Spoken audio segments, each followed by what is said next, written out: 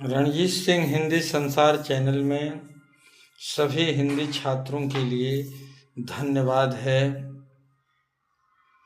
मोहन राकेश की श्रृंखला यात्राखंड में हमने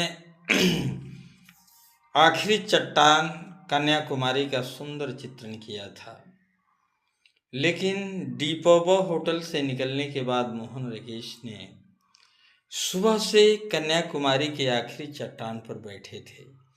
उन्होंने दिन भर की दिनचर्या में सागर की लहरों से और कुछ पर्यटक मिनश्री युवक युवतियों को देखते हुए इन्होंने समुद्र में कुछ दूर तक गए। उस समय ज्वार भाटा नहीं उठ रहा था। कई किलोमीटर बालू के टीलों पर चढ़ते हुए मोहन राकेश इतने सुदूर निकल चुके थे, वो देखने में इतने अच्छे लग रहे थे।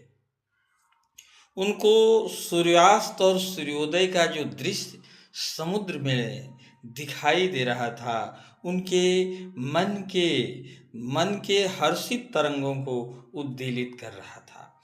आखिरी चट्टान में इन्होंने जीवन के हर एक बिंदुओं को प्रदर्शित किया है। कहते हैं सागर की लहर मन की तरंगों को कैसे खींच लेती है। वो बैठे हुए बड़े देर तक आखिरी चट्टान जो समुद्र के 3 सागरों की बिंदुओं पर बना हुआ है, एक तरफ हिंद महासागर है, एक तरफ अरब सागर, एक तरफ बंगाल की खाड़ी, लेकिन उन्होंने बैठे हुए अपने जीवन के दार्शनिक बातों को सोच रहे थे। आखिरी चट्टान पर मोहन राकेश ने अपनी कलम से ये लिखा है कि जिंदगी खोई खोई दिशाओं की तरह है। आखिर हमने इतने जीवन में साहित्य और संघर्ष दोनों झेला, और मन जीवन के अधूरेपन और एकाकीपन, जीवन की झंकार, यौन स्खलन की समस्याओं को लेकर मोहन राकेश बड़े देर तक आखिरी चट्टान पर बैठे थे। उन्होंने कहा कि जीवन का जो सूनापन है, तन्हाई है, वो कसक के ऋतुओं पर कैसे व्यतीत होती है।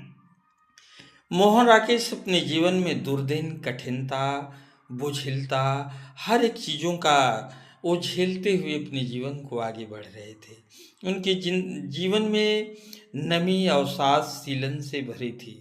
दुखों की परतों में जिंदगी कैसे दबती जा रही थी।